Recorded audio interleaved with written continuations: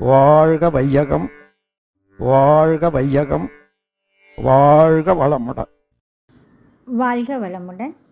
எல்லாம் இன்பமயம், எங்கும் இன்பமயம். எங்கெங்கு நோக்கினும் எங்கும் இல்லாததோர் இன்பமயம்.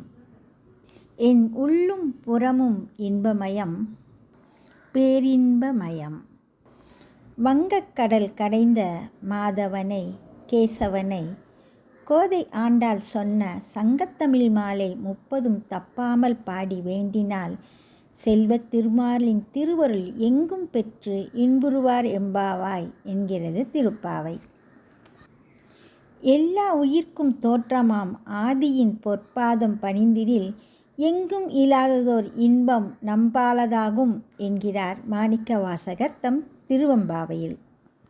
இறைநிலையும் நாமும் ஒன்றாகும் நிலையே இன்பமயம் என்கின்றார் நம் அருட்தந்தை. இயற்கையே பிரபஞ்சம், எண்ணம் அதன் சிறப்பு நிலை. இன்ப துன்ப நிலை கடந்தால் ஈசன் நம் ஒன்று அங்கே என்கின்றார் நம் அருட்தந்தை அவர்கள்.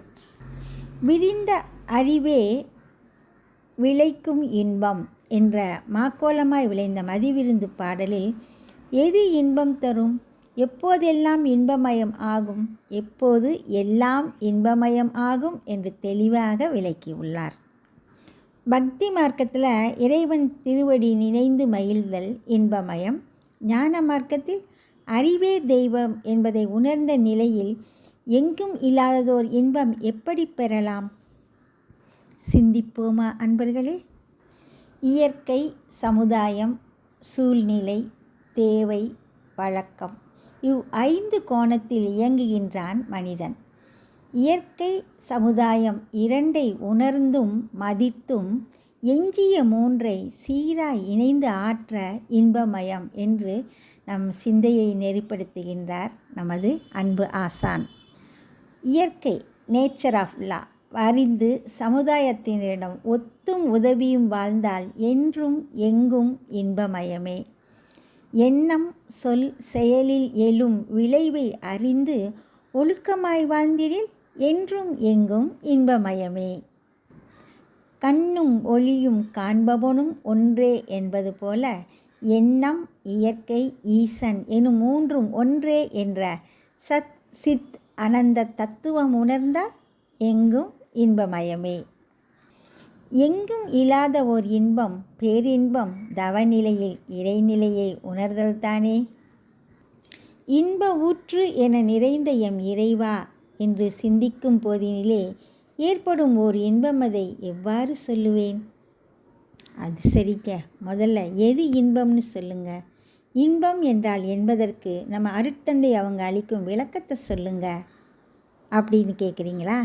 இன்பம் என்றால் என்ன என்பதற்கு நம் அருட்தந்தை அவர்கள் அளிக்கும் விளக்கம் மிகவும் சிறப்பாக, உயர்வாக உள்ளது. எது இன்பம்? எந்த ஜீவனுக்கும் அறிவிற்கும் உடலிற்கும் அந்த சமயத்தில் தேவையாய் பொருத்தமாய் வந்த அனுபவமே இன்பம் ஆகும். அந்த இன்ப அனுபவம், இன்ப வாழ்வு நமக்கு எதனாலே கிட்டும்? அதற்கும் நம் அருட்தந்தை விளக்கம் அளிக்கின்றார். எதனாலே உனக்கு இன்ப வாழ்வு கிடைக்குமெனில் விதவிதமாய் அலங்காரம், வீண் பேச்சு இவைகளை ஒழித்து மிதமான உழைப்பு, உணவு, மேலான எண்ணம், நிதனிதமும் பழக்கத்தில் நீ கொள்ள இன்ப வாழ்வு அது உனக்கு கிட்டும். இந்த உலகமே ஒரு இயற்கை இன்ப பேரூற்று ஆகும். இயற்கையை அறிந்து ஒத்து எண்ணுபவர் எண்ணம் எப்போதும் எவ்விடத்தும் கவலையாய் மாறாது. என்றும் எங்கும் இன்பமே நிலைத்திடும். வெட்டவெளி என்ற பெரும் பானைக்குள்ளே வேகுது பார் அண்டகோடி எனும் அரிசி. அட்டத்திக்கும் அறிவாலே துளாவி விட்டேன். ஆஹாஹா, அதை சுவைக்க என்ன இன்பம்! கிட்டிவிட்டது எனக்கு இந்த பொங்கல். கேட்டவர்க்கெல்லாம் தருவேன் தகுதியானால். தொட்டுத்தான் அதை கொடுப்பேன் சூடாராது. சுவைக்க சுவைக்க இன்பமிகும் சூக்கும பொங்கல்.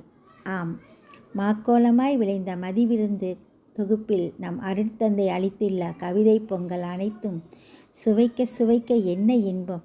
எங்கும் இல்லாததோர் இன்பம் பெற எளிய வழிகாட்டியாக விளங்குவதே இந்த கவிதை தொகுப்பு நூல் ஆகும்.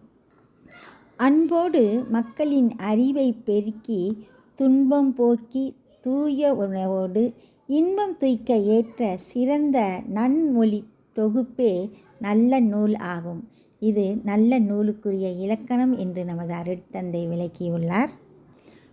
மார்கழியில் மலர்ந்த மாக்கோலமாய் விளைந்த மதிவிருந்து கவிதை நூல் நம் அனைவரும் கற்று தெளிவு பெற ஒரு சிறந்த நூல் ஆகும். குருவின் கருணையினாலும் பேராசிரியர் அருள்நிதி ஷர்மிளா தனசேகரன் அம்மா அவர்களின் அன்பு ஒத்துழைப்பாலும் இந்த மார்கழியில் மாக்கோல மதிவிருந்தில் சிறு துளியை சிந்தித்து இன்பமடையும் பேறு பெற்றோம்.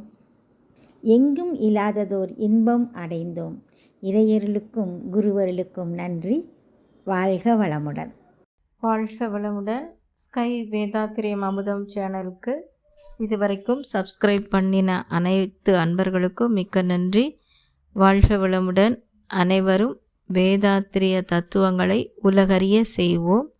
இந்த சேனலை உங்கள் நண்பர்கள் அனைவருக்கும் ஷேர் செய்து பயன்பெறுங்கள். நன்றி. வாழ்க வளமுடன்.